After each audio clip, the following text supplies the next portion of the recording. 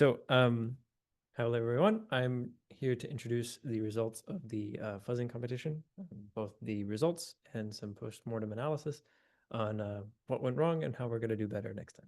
So to start off with, here's an order of operations.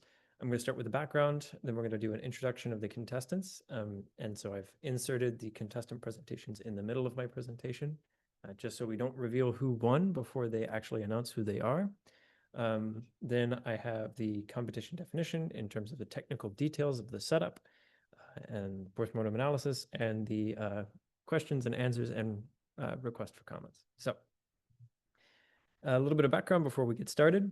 Fuzzing means a lot of things. And so saying a fuzzing competition is basically a nothing statement. So what is this competition exactly? Well, I define it as open source predefined gray box C programs with LLVM style harnesses, which is not really a complete fuzzing competition overall, but we're going to stick with it. All right. So moving on, I'm going to briefly talk about coverage, which I'm sure everyone knows what that is in this room, but I'm going to define it anyway. So we're going to, for the purposes of evaluation, only be discussing branch coverage. So I'm sure that all of you can reason about branch coverage. I'm not going to go too deep into it. I'm not distinguishing between truthy branches and falsy branches. It's just a matter of, did this block go to this block? That's it, right? And historically, what happens is that fuzzing competitions and fuzzing benchmarks are oriented around maximizing this. Now, this is kind of interesting for us because if we look at someone's paper in the room, we see some interesting results, which is, oh, great. There's a great correlation between coverage found and the bugs that we actually find in a fuzzer, but also we don't have a strong agreement. And if you attended the keynote yesterday, I don't need to begin to explain this, what this means to you. But what I read from it is that there's evidence to suggest that a total ordering for fuzzers is maybe not a complete analysis, right? We have these two different ways of totally ordering fuzzers, but they give totally different results. Maybe it's not just a matter that they're different metrics, but maybe it's a matter of using total ordering as a whole. So investigating a bit more implications about this, the coverage relationship between bugs and, the correlation between coverage and bugs, we are finding the bugs that we're already very capable of finding, and fuzzers are really good at finding coverage. So maybe the bugs that we're not finding are the things that we're not good at finding yet, which is kind of a tautology, but it makes sense. And then there's another base assumption here, which is that all bugs are equally difficult to find by all strategies, which we know isn't true from experience, right? So if we're evaluating on a baseline of how many bugs are found, that completely destroys all of the nuance about finding those bugs, right? So these are two problems that kind of make benchmarking difficult, but this is a competition, so I have to define a total ordering one way or another. So we wanted to build a total ordering based off of two guiding questions. If a total ordering of fuzzers is not sufficiently nuanced, can we define a partial ordering that makes sense? And by investigating the effects of that partial ordering, can we create a total ordering which creates new strategies? So observation one is from this other paper that we did, where we weren't actually trying to make new benchmarking strategies, but we kind of ended up doing one. And this general idea was the following, right? Standard fuzzing evaluations fail to capture details about what code regions are actually covered. This kind of feeds back into this idea that not all code coverage is equally difficult to achieve. And so we wanted to identify how effective these fuzzers are by defining a relative coverage metric, basically a way to describe the coverage of one fuzzer in terms of another fuzzer. How effective are they comparatively, right? So to define this, right, think about the amount of edges that we're covering over a trial during a given time, right? We might number these edges, and then we might see that a given fuzzer has at a certain snapshot only the edges 1, 3, and 9, right? Which would be a terrible fuzzer. That means I'm only producing the value 0 and 1. But regardless, we can perform simple set operations on these edges that we're actually collecting in order to identify the comparison between the edges, right? So What this effectively does, I could show you the formal definitions of this, but I'm just going to skip to the semantics because who cares? But basically what this means is that rel-cov of fuzzer1, comma fuzzer2 is measuring what fraction of edges that have ever been covered by fuzzer2 were also covered by a given trial of fuzzer1. So these produce graphs that look kind of like this. And what you can see here are three sections. You have the individual trials, which are in the middle. Basically, each one of those has some percentage of coverage of another fuzzer's coverage. Yes. And then we have two more lines. This one is the union over all trials. Because we're doing set operations, we can basically capture the total capacity of a fuzzer observed over all of the campaigns. Yes? Why do they go up and down? Because the other fuzzer is also running at the same time. And so what we're actually observing is at the start, they have the same coverage because they have the same corpus, the same set of inputs. And then over time, this other fuzzer is also discovering new inputs, right? So what's happening is that we're looking at the relative coverage of running over a given time period, a given time slice of both fuzzers. You can say that. I missed it. I'll add it to the final version of the presentation. Sorry about that. But yes, it's an over time metric. So there should be a comma t here potentially on the rel-cov definition. And then the intersection of all trials basically tells us all of the edges that we always cover at time t compared to the total ever covered by the other fuzzer. Everybody clear on that? It's a little wonky, but trust me, it's a really valuable metric.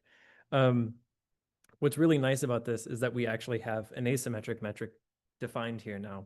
So you can see here, I've done rel-cov of AFL++ versus libfuzzer, and then I did rel-cov of libfuzzer versus AFL++ on the same target. And what we can see is that they are covering different regions because this is a percentile metric which describes the percent coverage of one fuzzer compared to what another fuzzer is covering, right? So this allows us to analyze one fuzzer in terms of another, which is kind of a cool effect. And we see this asymmetric pattern where we can get a lot more detail about the relative behavior of fuzzers over time. Okay, that's part one. Observation two is the edge count distributions. So we have the second observation that fuzzers are not necessarily covering the same code regions over different trials. So we have this one oddity, right? So I can do rel-cov of a fuzzer against itself. And so the union will always be 1 because that's the definition of what the second argument is. But this allows us to inspect the other trials in terms of how much coverage they're covering relative to the union over all trials. Okay. And what we see here is this weird pattern where we're observing two different clusters of edge coverage forming, right? And it seems to be determined relatively early in the process, which tells us that there's an early effect from what is discovered early that makes it less able to discover edges later on, which is hilarious, totally worth researching on its own. If you're interested, talk to me. I'm already started on it. But what we can do from here is ask, okay, if we're seeing that there are different edges being covered over time and a different proportion thereof, we can ask how many times we observe each edge. So if I take the number of times that I've seen an edge appear during a trial, right? What you can see here is the darkest region happened at least 8 times, then at least 7, at least 6, so on and so forth. And what we see for AFL in this particular case is that AFL is not necessarily always covering the same regions. It's not a zeroed chart. I know, sorry. I forgot to do that before I put it on the slide, and I just realized. So point being, not necessarily having the same distribution. And then we can also see in a similar way, if I put them all on the same axes, right? You can see that the clustering of AFL++ and libfuzzer is much stronger. In other words, they are more consistently finding the same edges over time than AFL is, right? And so these are two kind of interesting results, because what it tells us is there's a significant number of edges which are not consistently being covered. You look like you have questions. Okay, I'm going to continue. So what we're going to do is take both of these two observations and try to make a better scoring system out of it that will allow us to encourage fuzzers to do things that we like being more reliable in what they cover and covering things that we don't normally cover. Yes? So as I said, fuzzers don't cover the same regions and they don't consistently cover their own regions. So we want to encourage them to cover uncommonly covered edges across a set of fuzzers. And then also that we want to reduce the number of times that a fuzzer needs to be run, because the more reliable a fuzzer is at discovering all of the edges it's capable of fuzzing, the fewer times we need to run it in order to get that total capacity, right? So if we inspect this again, when we running the competition, right, we can observe over a given edge, right, how many times that fuzzer ever covered that edge, how many trials or how many fuzzers ever covered that edge, and how many trials of a given fuzzer covered that edge. And in other words, the two properties that we established earlier. And so we want to make it so that the more fuzzers that ever cover an edge, the score goes down because it's a boring edge. You're boring. The second one, if we more reliably cover an edge, we want the score to go higher just for that fuzzer. So this is a fuzzer-specific scoring that is normalized, right? And how we do this is pretty straightforward, right? The number of fuzzers minus the finding fuzzers times the finding trials divided by the total number of trials, right? Really simple, right? Very straightforward, very easy to compute. If all the fuzzers found an edge, the score of that edge is 0. If a fuzzer didn't find an edge, then its score is 0.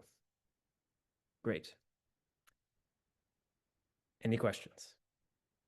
Okay, I'm trying to rush because I had less time than I thought. So in terms of pseudocode, we can think of an edge score as that thing that I just said, and then the total fuzzer score is just the summation of its edge scores, okay?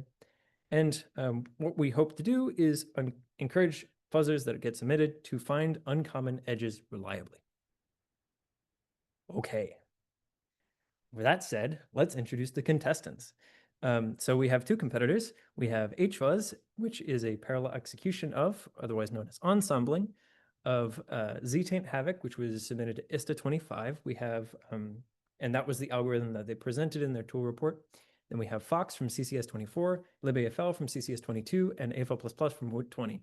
So it's a parallel execution of 4 tools, just slammed together, right? And then KrakenFuzz is a parallel execution of libafl from CCS22 and AFL++ from Wood20.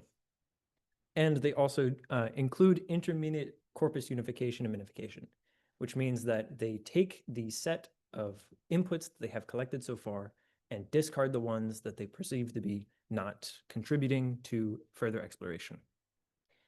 Let's actually talk about the competition now.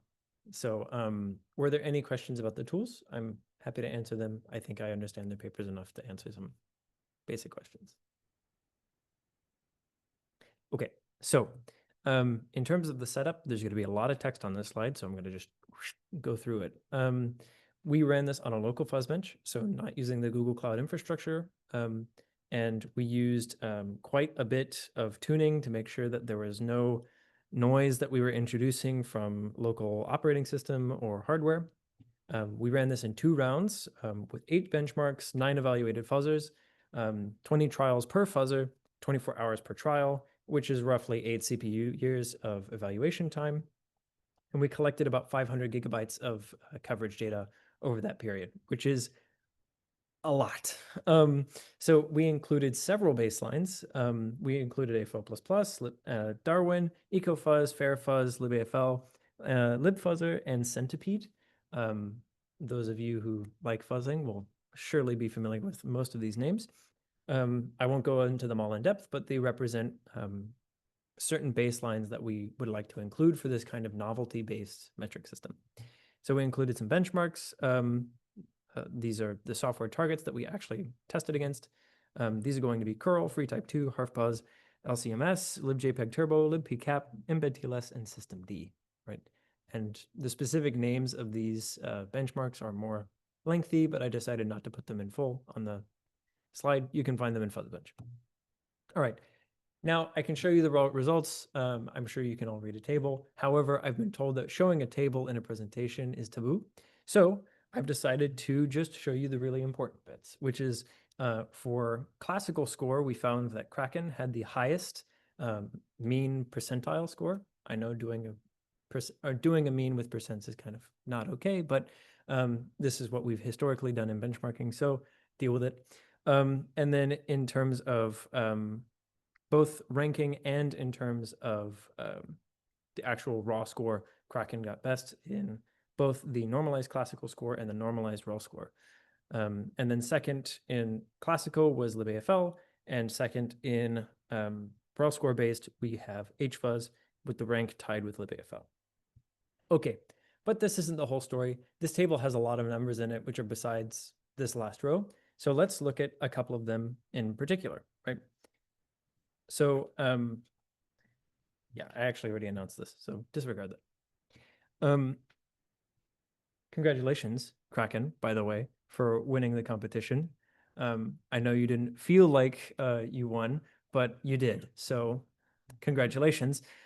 It's an excellent demonstration of the practical elements of doing mid-campaign minimization. It's a very simple strategy which works.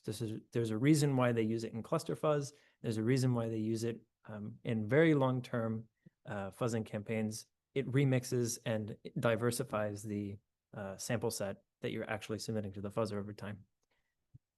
Okay. Yep, I'll let you take a picture of that. Okay, so looking in depth, I want to highlight a few anomalies that we observed during the competition. You may notice that HFuzz has 0 for system D.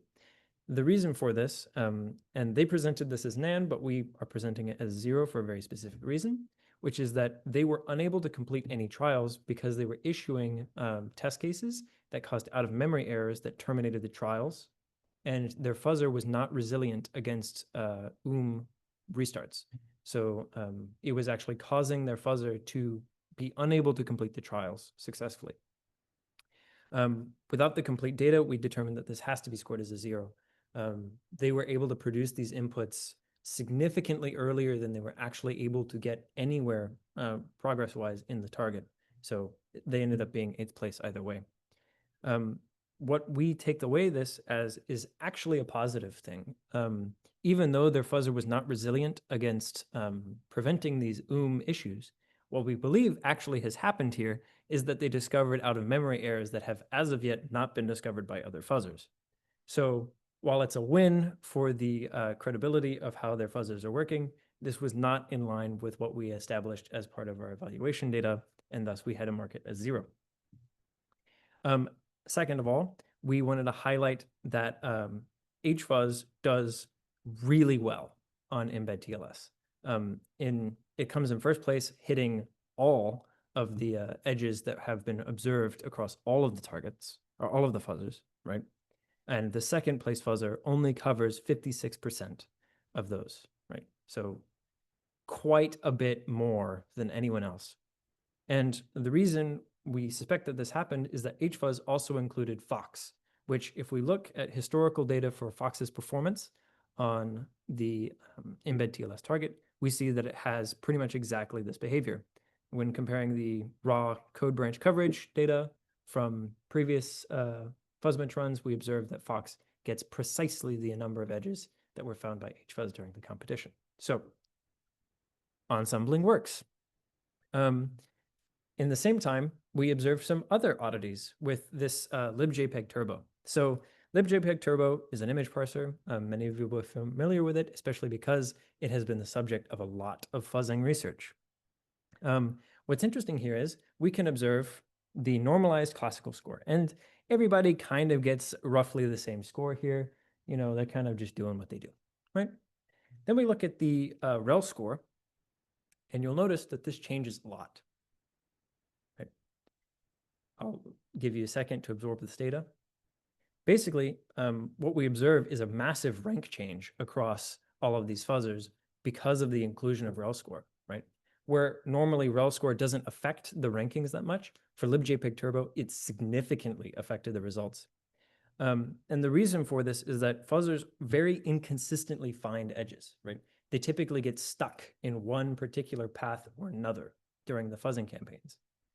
This causes rel score to boost fuzzers, which are going to find edges that are never found by others. So in the case of libfuzzer, what we take away from this as is that libfuzzer is quite good at finding edges that have not been found by other fuzzers, and thus should probably be included in ensembles alongside AFL++ in libAFL. Speaking of libfuzzer, we noticed that for rel score, it typically gets quite a bit better scoring, meaning that it's covering edges that no other fuzzer is successfully covering quite often. So as I said, it's finding a lot of these edges, which are often uncovered, and it should be included in future ensembling strategies. The other part that we noticed is that for rel score, Darwin and EcoFuzz suffered dramatically. And this was something that concerned us at first, because we were hoping that we weren't introducing some kind of bias in our results. But in reality, what we found is that these fuzzers do not consistently find the same edges, so their reliability score is low, and the edges that they are finding are often covered by others. So even though they find lots of edges overall, these edges typically are going to be covered by other fuzzers already. They should, in other words, not be included in ensembles. Okay, bit of analysis done. Are there any questions before I move on to the postmortem? All right, so I promise I'm wrapping up. There were a couple of issues that we faced during the competition. To start, we had a bunch of technical issues. Many trials failed to complete beyond the scope of fuzzers inducing their own failures. And we had enough data redundancy to ensure that we had enough data collected to have reliable results according to all the benchmark standards that we currently use. This was induced by some fuzzbench errors which have not yet been identified. And we had one experiment which needed to be entirely replayed. We lost all data from that experiment due to issues with how fuzzbench was storing data. And finally, our data was simply too large to distribute. We could not produce this in a way that we could then redistribute to users in its whole. We had to produce the processed data to the competitors in the end. This was not nice. We had some organizational issues. We did not archive all source repositories, and as a result, we lost the pristine repository for one of the competitors, which is unfortunate. Some deadlines were almost not met because of our replay requirements that we encountered during technical issues. And we had too tight scheduling that prevented our redundancy from being effective. So when we had to rerun the experiments, we had to rerun them very close to the deadlines that our competitors faced.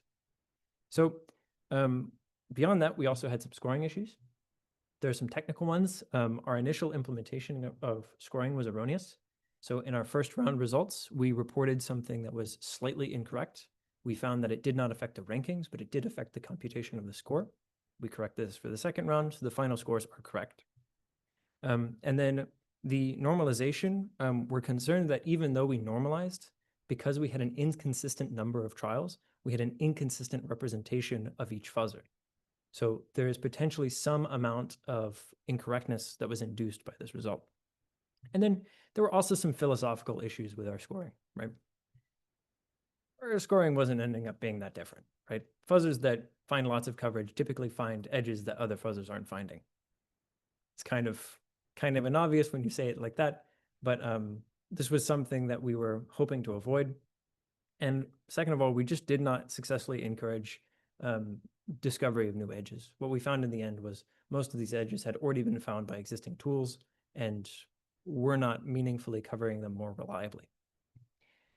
But maybe this is an unrealistic goal, right? Maybe we're asking too much of our competitors there. So in terms of future improvements for what we see for this competition, there's some organizational things, better archiving, better deadline spacing, reducing the measurement volume, making our data distributable, right? But in terms of research, right, I think there are questions about what we need to do with the competition next to change things up. Maybe we need to use a different metric. Maybe we need different objectives. Like maybe we need to have a time to coverage edge or something like this instead of the traditional just fuzz the program and see what happens kind of competition. Maybe we need a totally different experimental setup, right, to evaluate different objectives and goals. Or maybe we just need to do a different topic entirely. Regardless, something needs to change. Something that we've noticed over the last few years is, unfortunately, the number of competitors has gone down. In 2023, there was 8. In 2024, there was 3. And in 2025, there was 2, right?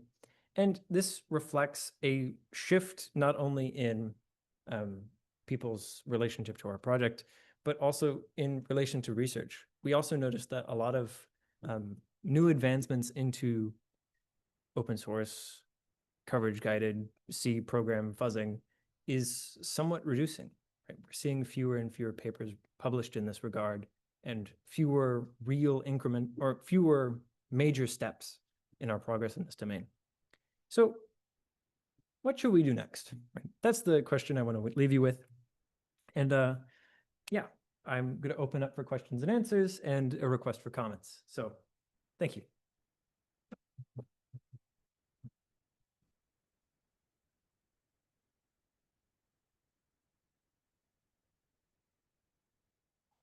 Question. I think it's not my topic, but I guess an obvious question, but I don't know the answer to.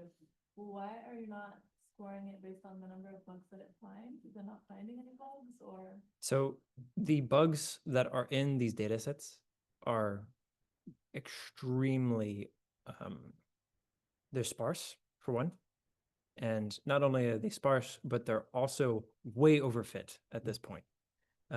So we are very good at finding these bugs nowadays. And these benchmarks are old. So we decided not to go with a bug-based benchmark because with coverage, we have much more precision. So we can do a lot more interesting analyses with it than just looking at bugs, right? With bugs, we have so little data that there's not a whole lot we can do to investigate further. But it's a good question. It's a very valid question. It's the subject of that paper that I actually showed on screen, which is maybe we should just be using bug bench. Maybe in the future, does the competition need to be bound to specific data sets? Can it just be like you submit fuzzers and you report how many undiscovered bugs you were able to find with your fuzzer? So unfortunately, no, right? So there's a saying I like to repeat at people, which is any sufficiently unfuzzed program will just spit out bugs as soon as you point one at it. The process of finding bugs, general term, with a fuzzer is incredibly easy. You go on GitHub, you look for anything with about 100 stars, and then you fuzz it. That's it. There are actually some people who have like entire Twitch channels dedicated to going around to open source projects and then just fuzzing them as like, here's an exercise that we can do, and it finds a ton of bugs, and then they report all these bugs, and that's the whole premise of their channel. So it is a real thing that just saying, oh, we found a bunch of new bugs is absolutely not a metric for success on fuzzers, because there are way more targets to be evaluated than we have papers to evaluate them. Right. So, yeah, because the ultimate goal is to find the bugs, right? But we're scoring it based on. Okay. Yeah, everything's faulty. All benchmarking is bad. Total ordering bad. Like the very premise of having a competition, in some senses, is anti-research.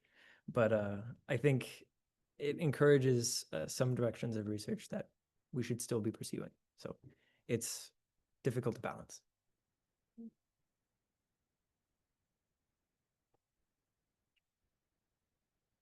Any other questions? Okay. Thank you very much.